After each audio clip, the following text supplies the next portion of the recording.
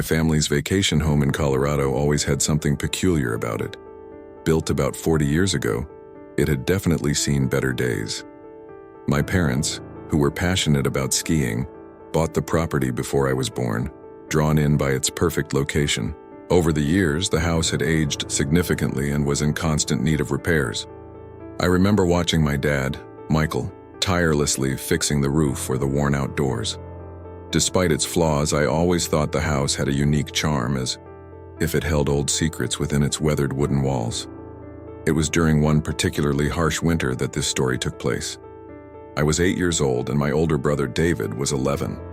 We were on vacation, surrounded by endless snow-covered landscapes that seemed to stretch on forever. Our backyard was a vast white field, bordered by dense forests, with a dead-end road that led to a few neighboring properties. This setup was a paradise for kids like us, allowing for endless games of hide-and-seek, snowball fights, and the building of snow forts. That day seemed perfect for yet another one of our adventures.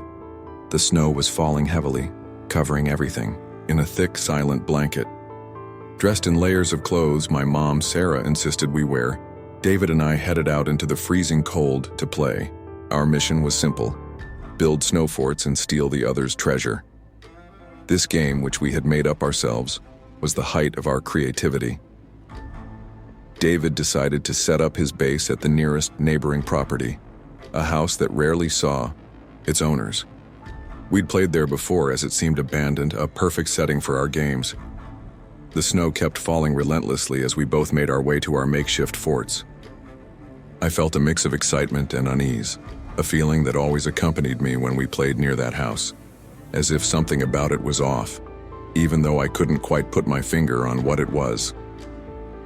This atmosphere, heavy with mystery, would mark the beginning of one of the most terrifying days of my life. As I built my snow fort, the silence began to bother me.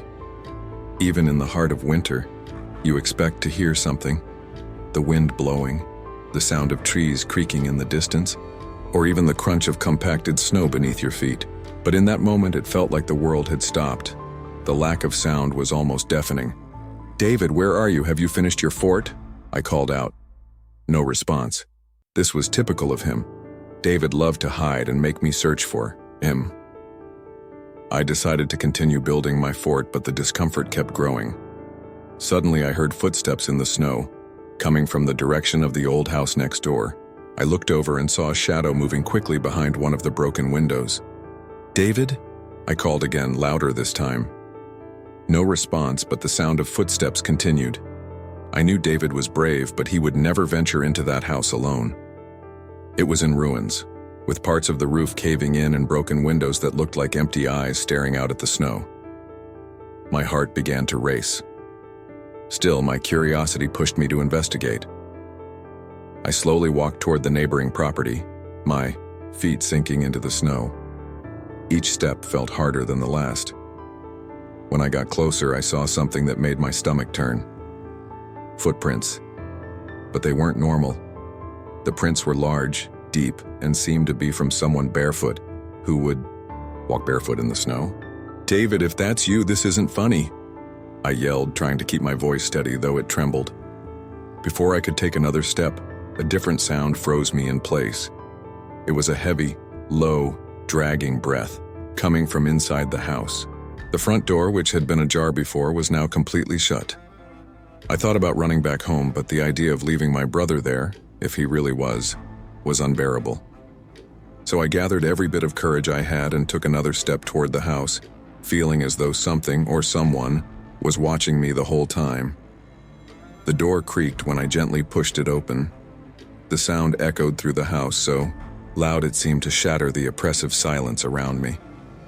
The daylight barely filtered through the dust-covered windows, casting shadows that danced on the weathered walls. I swallowed hard, calling out for him once again. "David, are you here?" Nothing. Just silence. My hands were sweating even in the freezing cold. I knew something was wrong, but I had to keep going. As I stepped into the main hallway, I noticed marks on the floor. Strange marks, as if something had been dragged. They led to the basement door. Then I heard a sound, a light noise like something small had fallen to the ground. I looked up, at the stairs leading to the upper floor. "David?" I asked again, my voice trembling. It was hard to tell if the sound came from upstairs or downstairs. I decided to follow the marks. Each step felt like an eternity, and my heart was beating so loud I was sure anything in that house could hear it. The basement door was slightly open, and a thick darkness poured out from it, as though it were a living thing. When I reached the doorknob to open it further, I heard a whisper. It was faint, almost imperceptible, but I was sure it was my name. "Emma." I froze. That wasn't my brother's voice. It was something deeper, hoarser, like several voices speaking together. I took a step back, but before I could run, the basement door suddenly swung wide open, revealing a darkness that seemed to swallow everything. And then I saw it. Something, or someone, was down there. It was tall, its form barely illuminated by the faint slivers of light entering the house. It wasn't human. Its eyes glowed a deep red, piercing through the darkness. I tried to scream, but the sound got stuck in my throat. Without warning, I heard a laugh. Not mine, not David's. It was something grotesque, coming from all corners of the house at once. And that's when I ran, not daring to look back, hearing heavy footsteps following me. I just wanted to get out, find David, and never come back. I never imagined that an inheritance could turn out to be more of a curse than a blessing. When I received the letter informing me that my Uncle Henry had passed away and left his old property to me, I didn't know what to think. He was a reclusive man, almost a myth in my family, and the only memory I had of him was a brief visit when I was a child. The house, perched atop a hill, looked like it had been pulled straight out of a horror movie. The windows were tall and narrow, the bricks covered in moss, and the garden looked more like a jungle than anything else. But what caught my attention was the inscription on the front door. "The truth is here, for those brave enough to seek Erio." As soon as I stepped in, I knew something was off about the place. The air was heavier, almost tangible, and I could feel eyes on me, even though I was completely alone. The inside was a mix of decadent luxury and complete decay. Old paintings lined the walls, all depicting family members I didn't recognize, except for one. At the end of the main hallway, there was a portrait of Henry. He looked younger than I remembered, but his gaze held something unsettling. It was as if he was staring right at me, crossing through time and space. As I got closer, I noticed something strange in the painting, a faint glow in the background, barely noticeable, forming words. "Follow the keys." Confused, I began to explore the house. I found a small key in a drawer in the living room, and another hidden in the basement, inside a box full of old papers. Each key seemed to lead me to a different room, and every room revealed more disturbing secrets about Henry. Journals were scattered throughout the house, each one telling a different story. They spoke of ancient rituals, a hidden portal on the property, and, most terrifying of all, a guardian who protected the family secret. It all sounded insane until I heard the noise. It was upstairs, something heavy and slow, like the steps of someone dragging their feet. I called out for Henry, even though I knew he wasn't there anymore. When I climbed the stairs, following the sound, I found myself in a room that wasn't on the house's map. When I opened the door, I saw a large safe in the center of the room with a hole for a key. My heart raced. This was what the keys were for. I placed each one by one, until the safe clicked open. Inside was a book, old with yellowed pages, filled with symbols I didn't understand. Before I could grab it, I heard a voice, deep, commanding, full of authority. "You shouldn't be here, Emma." I turned around and saw a tall figure, cloaked, with eyes glowing like embers. My body froze, but before I could react, it slowly moved closer, saying, "The legacy of Henry is not for you, but now that you've opened the door, the guardian has been awakened." I didn't understand what it meant, but I knew I needed to leave. I ran down the stairs, hearing footsteps echoing behind me. The house felt alive, shifting around me, as if it wanted to trap me there forever. When I finally reached the front door, I looked back one last time.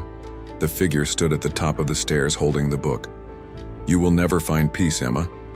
That is the price of knowledge." And then the door slammed shut on its own and I was thrown outside. Since that day, I feel like something is watching me, following me, as if Henry's legacy is still with me. And maybe it is. I was never someone who believed in ghost stories. To me, urban legends were just that, legends. But everything changed when I decided to spend some time in Ashwood, a small village surrounded by a swamp that, according to the locals, held dark secrets. I arrived at the end of summer. The village was simple, almost forgotten by time, but the people were welcoming, though a bit reserved. They avoided talking about the swamp.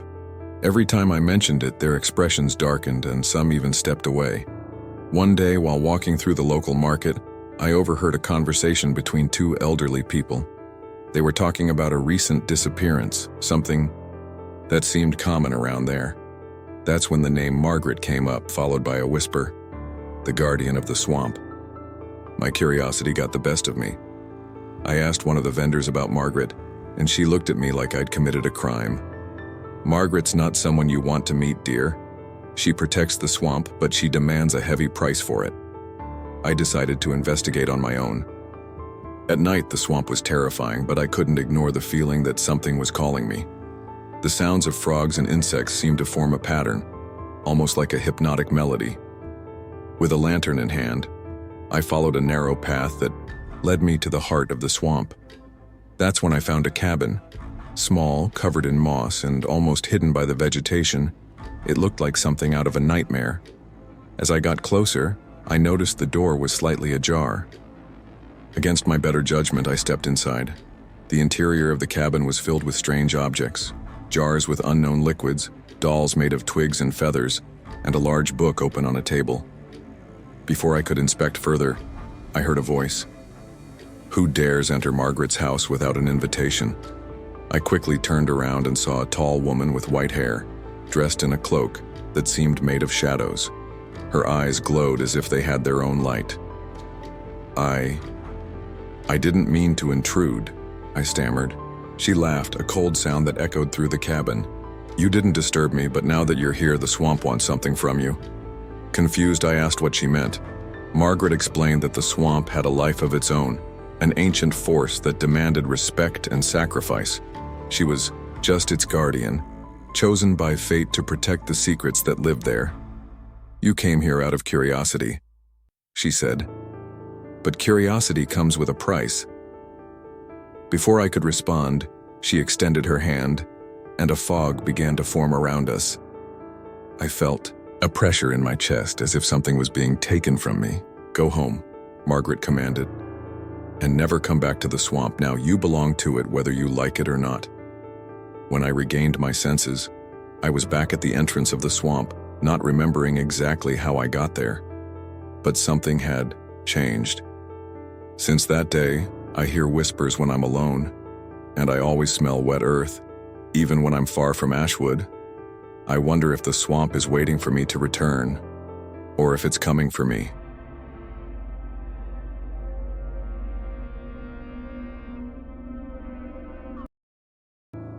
As long as I can remember, skiing has always been a part of my life. My parents, both competitive skiers, met on snow-covered mountains, and I believe they had high hopes that their children would inherit the same passion. My brothers, Noah, and the other one, and I grew up to the sound of skis cutting through the snow, learning from an early age to master the slopes as if it were second nature. By the time I was 21 and in college, skiing was still more than just a hobby. It was almost a second nature. This story takes place a few winters ago. I was with two close friends, Liam and Ethan, on a trip to Vermont, home to some of the best ski mountains in the Northeast. Liam, the most organized of the three, was in charge of planning the whole thing, while Ethan, always impulsive, took the wheel. As for me, my role was simple: show up with my skis and prepare for whatever adventures lay ahead. When we got to the mountain, we were in awe of its size. I can't remember exactly what it was called, maybe Killington, but I distinctly remember the 7 lifts connecting various peaks, each with its own challenging trails. We spent nearly 2 full days exploring the vastness of the place, and it still felt like there were trails we hadn't touched. On the second day, our plan was to push our limits. We knew which trails were our favorites, so the goal was to make the most of the time we had left before the lifts closed. Between frenzied runs and laughs, we took a few sips of Fireball, something Ethan insisted on calling skiing fuel. We were all exhausted, but none of us wanted to say goodbye to the Yar mountain too soon. That's when 2 girls who we had never seen before showed up, and what seemed like an ordinary ski day quickly took a turn I never could have imagined. While Liam, Ethan, and I were gathered near the lift, getting ready for another run, 2 girls approached us. They had that carefree vibe but also seemed confident, like they belonged on the mountain. One introduced herself as Emily, with brown hair and a messy braid, and a smile that was hard to ignore. The other, Claire, had eyes as blue as the clear sky that afternoon, and seemed a bit more reserved but equally charismatic. They started talking to us as if we'd known each other for years. Emily was the more talkative one, asking about our favorite trails and our experiences in Vermont. Claire observed more than she spoke but would occasionally laugh or make a sharp remark, showing she was paying attention to everything. They told us they were here for the first time exploring the mountain before joining a group of friends later that night. Then, Emily mentioned something that caught our attention. A trail off limits, away from the main routes, that, according to her, offered the best powder in the region. "This is where the true adventurers go," she said with a spark of challenge in her eyes. Liam, ever the cautious one, hesitated. "Off limits?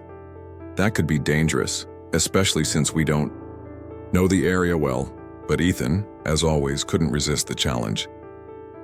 "Come on, what's the problem? We're here for adventure, not to play it safe." I was caught in the dilemma. Part of me knew Liam was right. Skiing off limits was risky, and we had no guarantees it would be safe. But Emily and Claire had a magnetic pull. They made it seem like a once-in-a-lifetime opportunity, something we'd be talking about for years. "Okay, but if we're going to do this, we need to move fast." "The sun is already starting to set," I said, trying to sound confident while feeling a slight tightness in my chest. Claire looked at me and smiled, as if appreciating my attempt to balance reason with excitement. And so, we followed Emily and Claire to the entrance of the off-limits trail. The sound of our skis gliding across the snow felt more intense in this area, as if the mountain was watching us. I glanced at Liam, who seemed visibly uncomfortable, and at Ethan, who couldn't hide his excitement. And that's how we started, the trail that would change everything, and teach us lessons we'd never forget. We followed Emily and Claire down the off-limits trail. There was something surreal about that moment. The snow was so untouched it looked like a white blanket glowing under the last rays of the sun. I was right behind Emily, who descended with confidence, carving smooth, precise turns. Claire was further back beside Liam, who still looked a bit hesitant. Ethan, as usual, was ahead, laughing and yelling like he was on a roller coaster. As we descended, I realized the trail was more challenging than I'd expected. The terrain grew steeper, with trees closing in and making visibility harder. It was exhilarating, of course, but we also felt the adrenaline being replaced by a slight tension. I kept glancing back to make sure everyone was okay. Liam kept his cautious pace and Claire seemed comfortable, even with the increasing difficulty. That's when I heard Emily yell, "Watch out for that turn, it's steeper than it looks." Her words echoed in my mind as I tried to adjust my posture to stay balanced. When I made the turn, I saw exactly what she meant. The slope dropped sharply, and for a moment I felt like I was flying, my skis barely touching the ground. It was right after that when the first sign of danger appeared. I heard a deep rumble, almost like distant thunder, but coming from below us. Stopping for a moment, to try and identify the sound, I realized it was coming from the snow. "Avalanche?" I whispered, more to myself than to anyone else. Emily stopped a few meters ahead and turned to me, eyes wide. "It's possible, but we can't stop here. It's too risky." Claire was already by my side, scanning the slopes around us, looking for any visible signs of movement. Liam was right behind us, asking, "Did you guys hear that too?" Ethan, as if immune to concern, yelled from further down, "Come on, guys, you're falling behind." But there was something in his voice that betrayed a hint of unease. It wasn't like him to look back, but now he was doing it, glancing at us more often. I knew we had to keep going, but I also knew every decision now needed to be careful. I looked at Emily and Claire, who now seemed less sure of themselves. "Let's take it slower and stay alert. If anything happens, we need to stick together," I said, trying to sound firm. And so, we pressed on. The adrenaline was now mixed with constant caution, each of us listening intently to the sounds around us and trying to ignore the growing sense that something bigger was about to happen. The blizzard started suddenly. At first, it seemed like just a flurry of snow falling heavily, but then the wind picked up alarmingly. The sound turned into a roar as if the whole mountain was moving. Emily, up front, was the first to realize the gravity of the situation. "Run!" she shouted, her voice almost muffled by the wind but loud enough for everyone to hear. I was close enough to see the panic in her eyes. Claire, next to me, looked back, her face going pale as she realized what was happening. "This isn't going to be possible. The snow is coming down too fast," she shouted, but there was no panic, just a tension spreading among us all. I looked at Liam and Ethan, who seemed disoriented, trying to understand how quickly the avalanche was overtaking the slopes above us. "Get down now!" I yelled, but my voice barely cut through the wind. They were frozen as if the reality hadn't hit them yet. That's when Emily moved again, not waiting for anyone. "We need to find shelter now." She began speeding downhill, her skis cutting through the soft snow as her direction was uncertain. Claire followed closely, but more cautiously, clearly concerned about safety.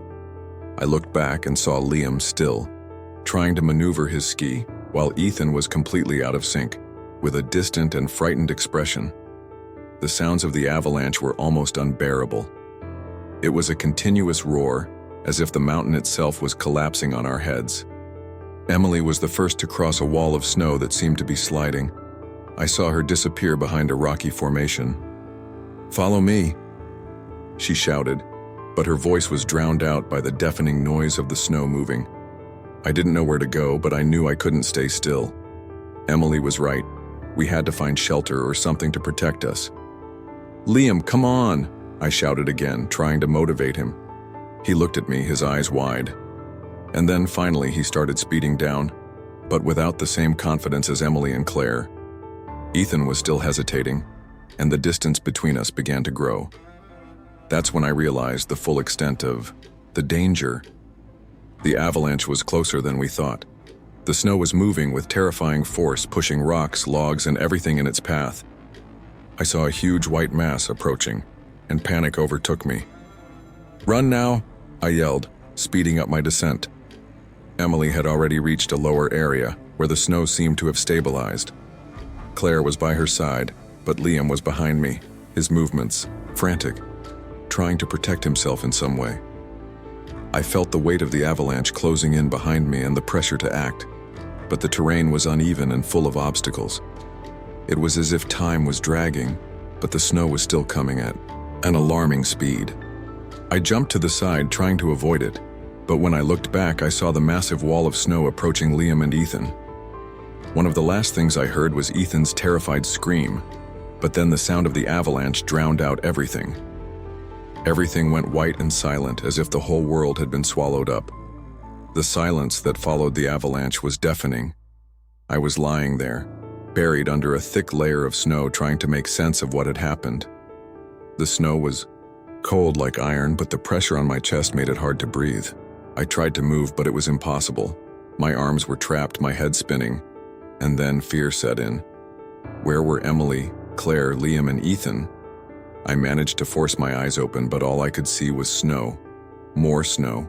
The wind still howled, sharp and biting, but for some reason I couldn't make a sound. I was trapped. I screamed, but my voice didn't come out. My thoughts were scrambled, and only one thing was clear. I needed to get out of there. Then I heard something, a distant sound, an echo of voices, something that felt real. I focused, trying to distinguish between the wind and reality. "Alex? Alex, are you there?" Emily's voice. I felt a breath of hope. The relief was instant. I wasn't alone. "Emily!" I shouted, trying to reach her voice. My body was frozen, but my mind was alert. "Here!" I shouted again, my voice muffled by the snow but still loud enough for her to hear. The snow around me started to shift slowly, and then I saw her. Emily, her face deeply worried, was digging frantically to reach me. She had a fierce determination in her eyes, as if she knew there was no time to waste. The snow was falling in fast flakes, but she didn't stop. "I'm here, Alex, you're okay," she said, with a calmness that was more of a front than anything else. "Stay calm. We're getting you out of here." I couldn't respond. I was weak, barely able to keep my eyes open. Claire appeared behind Emily, and soon Liam was there too, his face dirty but determined. "Alex, stay with me," Liam shouted, starting to pull the snow layers away from me. The pressure on my chest grew with each of their movements, but I knew they wouldn't stop until they got me out of there. Every second, they managed to remove more snow, their cold hands moving quickly, as if time was running out. The weight of the snow was crushing and the air was thin, but there was something in their actions that gave me strength to keep going. I wasn't alone. I wasn't lost. They were there to save me. Finally, after what seemed like an eternity, the snow around me shifted enough for me to feel the fresh air in my lungs. Emily was by my side, her breath heavy, but her eyes still focused on me. "Almost there, Alex. Just a little more," she said, helping me sit up. I was weak, my body shaking, but the light of hope was within reach. The distant sound of rescue teams began to grow clearer, and that's when I realized that, no matter how terrible it had been, I had survived. Not just me, but all of us. The rescue was happening. We were alive.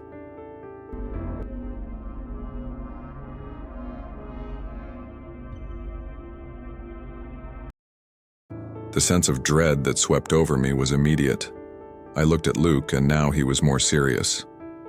"Emily, are you okay?" he asked, trying to understand if I was just spooked by the isolation. But I was convinced it wasn't just my mind playing tricks.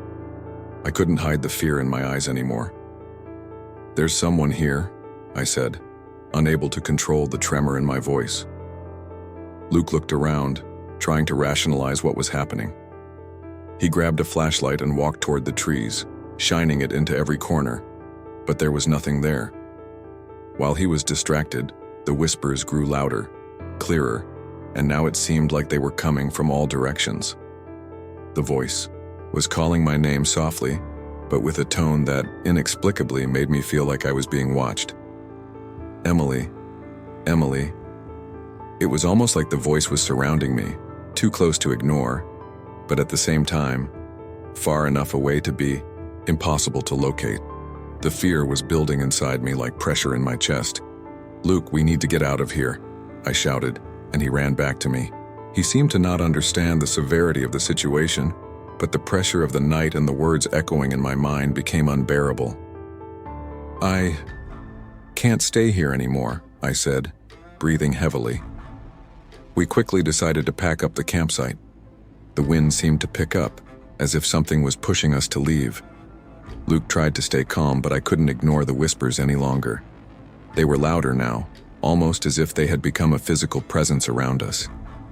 As we were almost ready to leave, I glanced one last time at the forest around us, and I saw a hooded figure from afar between the trees. Its gaze was piercing, fixed on me.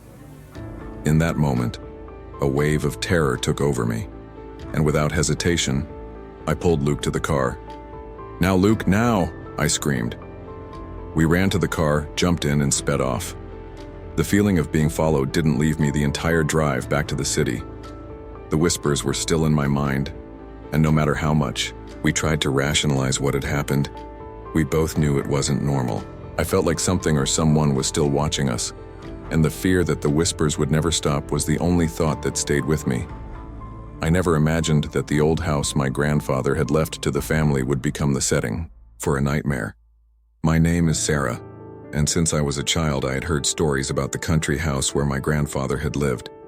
But I never had the courage to visit until I found myself alone. When he passed away, the house was left to me and my brother Jack. After a long period of hesitation, Jack and I decided to go there to see what could be done with the property. The house was isolated, surrounded by a dense forest that made it even darker. It was the kind of place where the winds blew so intensely that the trees swayed in an unsettling way, and in the silence of the night, every sound was amplified. When we arrived, the house seemed abandoned for decades, with windows covered by dusty curtains and the smell of mildew in the air.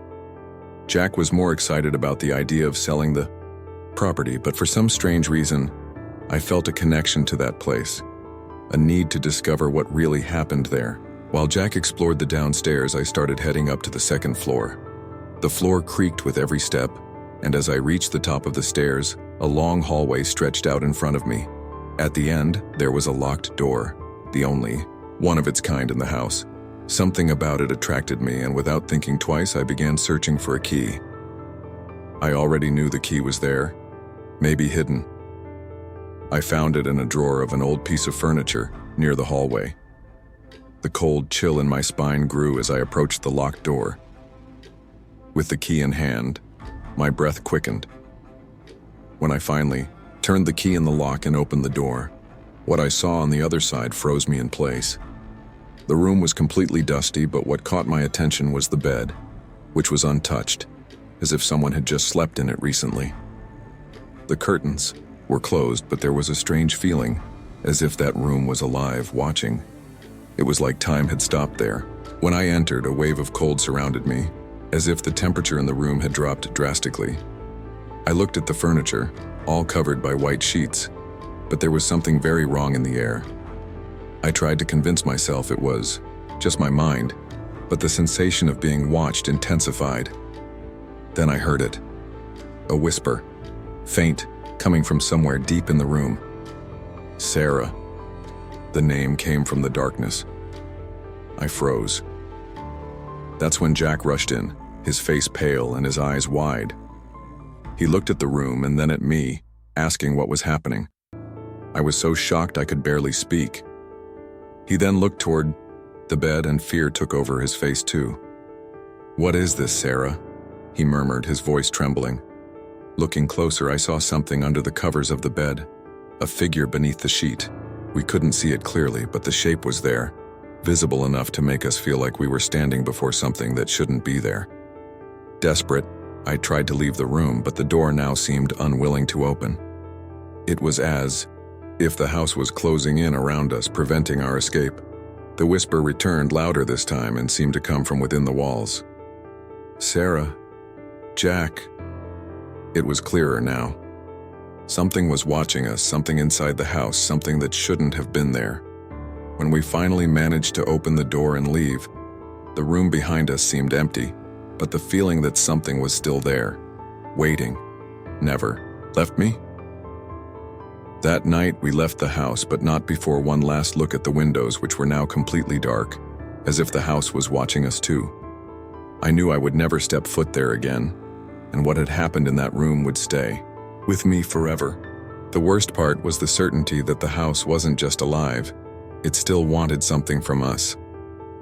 My name is Emily, and until that moment, my life had been normal, or so I thought.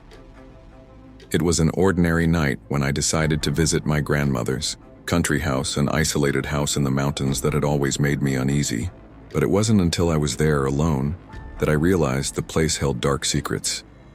When I arrived, the sky was already dark, and the cutting wind seemed to whisper something, as if warning me about something to come. The house was massive, with tall windows and heavy wooden doors that creaked as the wind pushed them. The last time I had visited the house was when I was a child, and back then, everything felt cozy. But today, everything felt different. Strange, as if the house itself were alive, breathing and watching. With a flashlight in hand, I began exploring the place, heading upstairs. The smell of mildew was thick in the air, and the sound of my footsteps echoed through the emptiness. Each hallway seemed longer than the last, and the feeling that something was wrong made me quicken my pace. When I passed a room at the end of the hall, I heard a peculiar sound, like something had fallen to the floor. Curious, I approached and gently pushed the door open. The first thing I noticed was the silence. There was nothing visible at first, but when I entered, the flashlight illuminated a torn piece of paper on the table. I approached and picked it up, feeling a strange energy as I touched it, as if it had been left there for me. When I read the words, my blood ran cold. "Run. They're coming back." Confused and scared, I looked around, but there was nothing else in the room except for a faint sound, a kind of resonance coming from the walls as if something was moving through them. That's when I heard the sound of a door slowly opening downstairs. My mind was in a panic. I decided to go down to check what was happening, but before I could take a step, I heard footsteps behind me. I spun around quickly, but no one was there, just the sound getting louder. Something was there, or rather, something was following me. When I reached the downstairs, I saw a shadow moving through the window projected on the wall. My heart raced and my mind could only scream for answers I didn't have. The house was empty, but the sound, that strange and unmistakable sound, was getting closer, more real. "Emily." It was a soft voice, almost a whisper, but the feeling that it wasn't human made me shudder. I didn't know what it was, but the fear I felt in my bones told me it wasn't something I could easily explain. With the footsteps drawing closer, I ran outside and heard the wind howl behind me. The voice had followed me, and I knew, deep down, that this was only the beginning. Something had awakened, and it wasn't going to let me leave that easily.